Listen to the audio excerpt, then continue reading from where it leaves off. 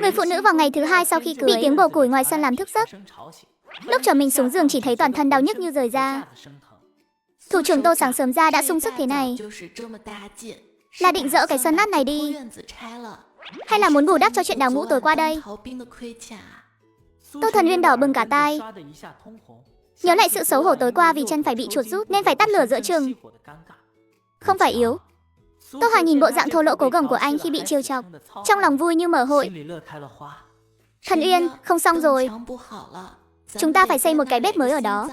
Cái nồi trong nhà nhỏ quá. Hai người ăn cơm xoay sở không tiện. Được. Nghe lời em. Tuy nhiên, sự bình yên này chưa duy trì được nửa canh giờ. Trần Mâu đã dẫn Tần Tiểu Lan đi tới. Phía sau còn có 3 tên tộc thân họ Trần to béo. Mỗi người cầm theo đòn gánh, gậy gộc. Ôi giời ơi, tôi không sống nổi nữa. Ông trời ơi, mở mắt ra mà xem. Xem cái đồ độc phụ không có lương tâm này. Bắt nạt mẹ quá con cô chúng tôi thế nào đây?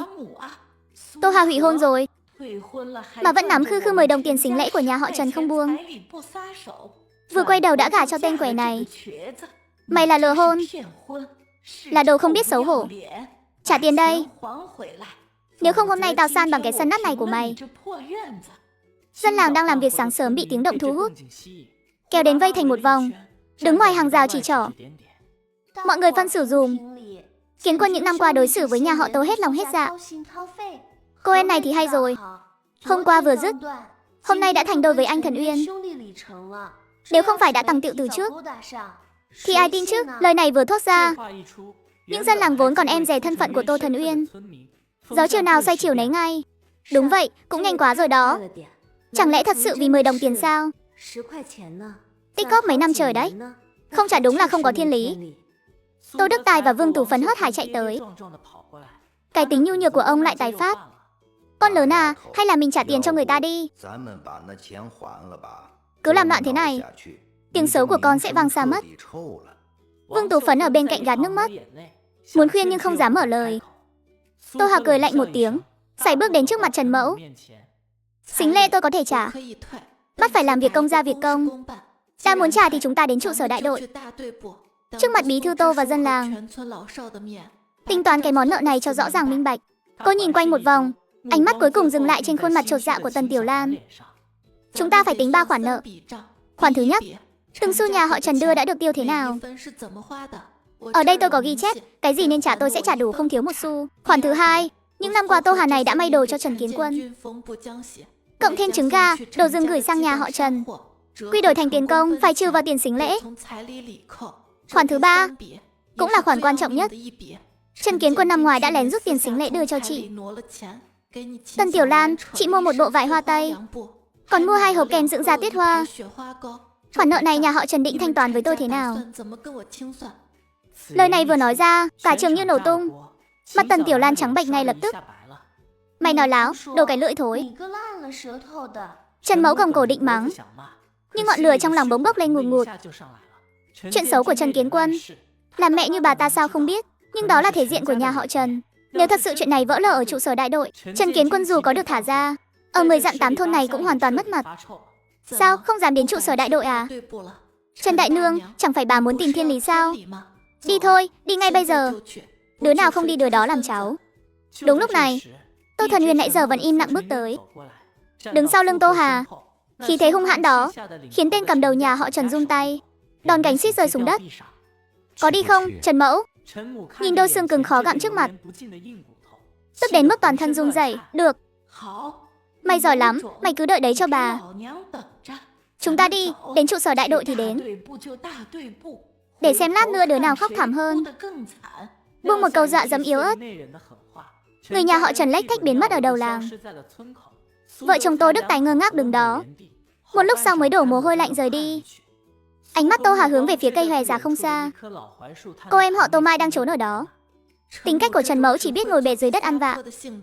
Nếu không có ai cung cấp chính xác thời điểm hủy hôn, và vội vàng gả đi để làm điểm tựa bắt chẹt đạo đức, bà ta tuyệt đối không dám làm loạn một cách tự tin như vậy. Tô Mai, khoản nợ này sớm muộn gì tao cũng đòi lại cả vốn lẫn lãi. Tô Hà, đến trụ sở đại đội thôi.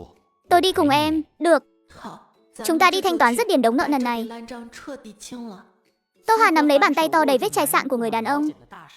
Hai người vai kề vai đi về hướng trụ sở đại đội. Lúc này mọi người đều đang ở trụ sở.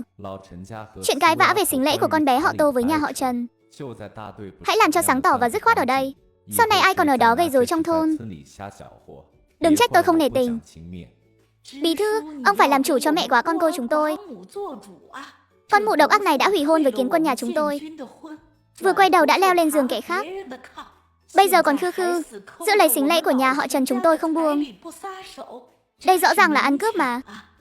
Tân Tiểu Lan bịt chặt khóe mắt, bờ vai run rẩy bắt đầu ra vẻ đáng thương phụ họa.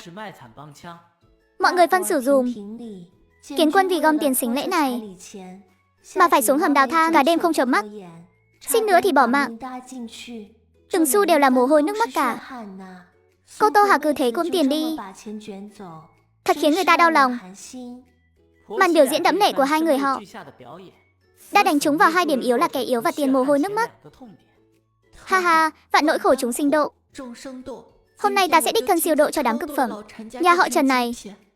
Nếu Trần Đại Nương đã muốn tính sổ, vậy hôm nay chúng ta lật tung đống nợ này lên. 10 đồng tiền sính lễ. Chúng ta tính từng khoản một cho thuận. Khoản thứ nhất, 2 đồng đã bị Trần Đại Nương lén bớt xén dọc đường để may quần bông cho thằng con út nhà bà.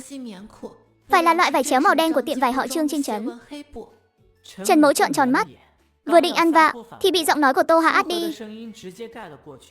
Khoản thứ hai, 3 giờ chiều ngày 16 tháng trước, tại hợp tác xã trên trấn, Trần Kiến Quân đã tự tay bỏ ra 3 đồng 2 hào mua cho Tần Tiểu Lan 2 hộp kem dưỡng da tiết hoa, một sợi dây buộc tóc màu đỏ thắm và tận 2 cân kẹo hoa quả loại cao cấp. Lúc đó chị Trương ở hợp tác xã thu tiền. Một tờ đại đoàn kết không có tiền lẻ trả lại, còn phải sang trạm lương thực bên cạnh đổi tiền lẻ.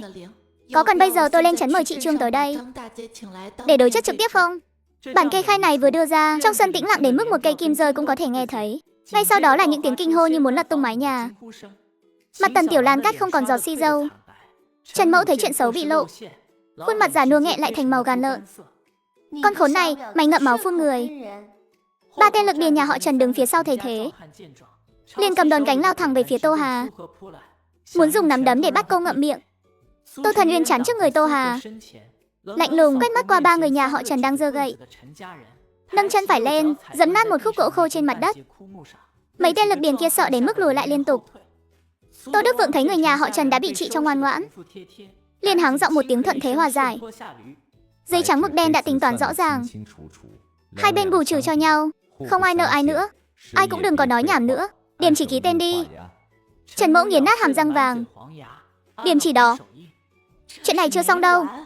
Vở kịch hạ màn, đám đông hóng hớt đã no nê thỏa mãn tản đi. Tô Hà gọi Tô Đức Vượng đang định quay vào nhà lại. Bí thư Tô, đất thổ cư và nhân công ở phía đông làng tôi nhận rồi. Nhưng Tô Hà tôi làm việc tuyệt đối không lợi dụng tập thể. Trụ sở đại đội cuối năm nay có chỉ tiêu 2 chiếc máy kéo dành cho đơn vị tiên tiến. Vẫn kẹt ở công xã chưa xuống được đúng không? Trước cuối năm, tôi bảo đảm sẽ dùng quan hệ của mình giúp đại đội chốt xong chuyện này, coi như là báo đáp. Tốt. Con bé họ Tô thật sảng khoái. Chúng ta quyết định thế nhé.